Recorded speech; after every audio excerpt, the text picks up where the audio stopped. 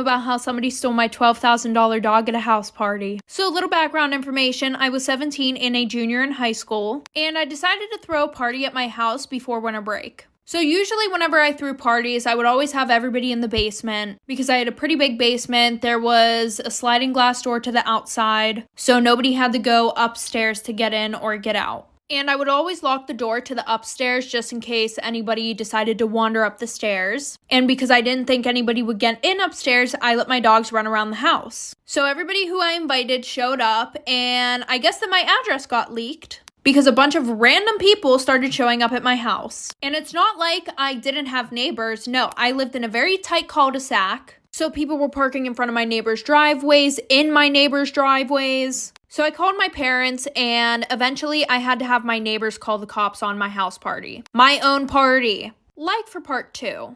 Part 2 about how somebody stole my $12,000 dog at my house party. So like I said, I had to call my parents, and they got the cops called on the house so that way I could get everybody that I did not know out of the freaking house. Thankfully, my friends and I hadn't started drinking yet because literally 5 minutes after my friends showed up, random people started showing up in big groups. So after everybody clears out, I go to walk upstairs and I have my keys in my hand ready to unlock the door. The door was literally busted open. Like somebody had to have kicked the doorknob because the frame was cracked, the door was cracked, it was bad. So I'm freaking out. I wasn't even thinking about my dog at the time until my friend Kirsten asked to see my new puppy. Because Kirsten had just got home from college and she had only ever seen the dog over FaceTime. So we're searching all over the house and we cannot find my dog. Well, when my parents got home that night, they pretty much grounded me for life. But then I want to say a month later, my friend Jake, who was there that night, called me like for part 3.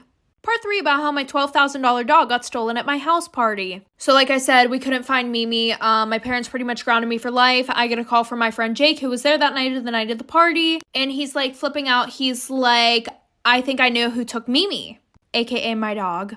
So I'm like freaking out. I go into the kitchen, I put him on speakerphone so that way my parents can hear. And he was like, well, my girlfriend Avery has this one girl who was at the party that night on Snapchat. And I was like, okay, and what? And he was like, well, the one night we were laying in bed together and she was going through people's Snapchat stories and then she got onto this girl's private story. And I told her, that's my friend's dog, the one that got stolen. So then we looked her up on Instagram, we went on her Visco, and she has a crap ton of pictures of your dog on her Visco. So somehow his girlfriend Avery finds this girl's address. My parents were like, oh, we want to call the police. Somehow I talked them out of doing that. Long story short, I went to her house, I got my dog back after telling her parents about it. But when I was leaving, I ran over her.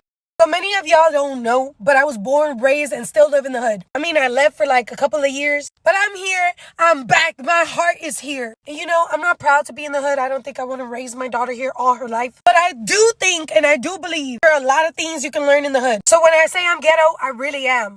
Unless I need to get a job or talk to somebody, and I'm like, hello, Sarah, how can I help you? Anyways, when I was younger, I saw the craziest things happen. Across the street, there was this house. You know, it always seemed kind of sketchy. It's like you never see people like living there. You see people like coming in and out. And then the house is really beat up. But you're driving brand new cars. Not a brand new Kia. Brand new Audi, a Range Rover, Mercedes-Benz. I mean, we over here struggling in a minivan. Like, what y'all doing over there? Let me find out. Let me find out. So then one day, we hear a boom, boom, boom at the door. I'm like, hold up, what?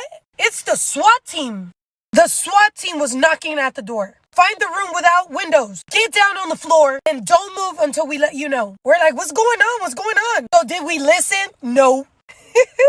We all got down on the floor in the living room where there's a huge window. We're looking through the window, through the crack, behind the couch. We see the entire street closed. Kid you not, there had to be at least 100 officers, like 30 SWAT team vans, helicopters swarming the area, SWAT team vans in front of every house, K9 units, FBI. I mean, I'm surprised immigration wasn't there. Anyways, they start talking through this like microphone, telling the people in that sketchy house, get out. Now, you got 10 seconds to remove yourself from the house. I'm like, bro, what's going on? Tell my cousin, I don't think we should be watching. All you hear is gunshots. Shots fired, shots fired. The SWAT team starts shooting at the house. And all you hear is this huge boom. They blew up the front door. After they blow up the front door, all you see is units just running inside the house.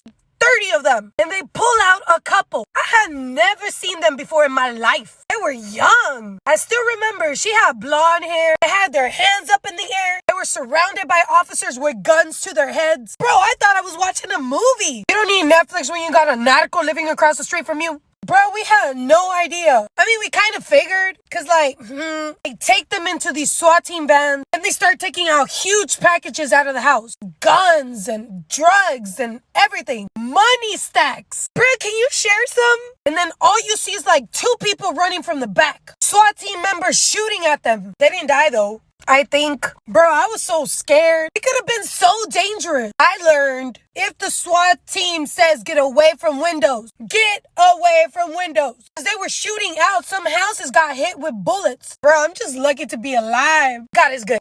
I was babysitting my friend's children, and one of the boys was riding his scooter around in circles in the garage because it was cold outside, and I was like, I'm not going to go outside to ride scooters with you, but I'll watch you do it.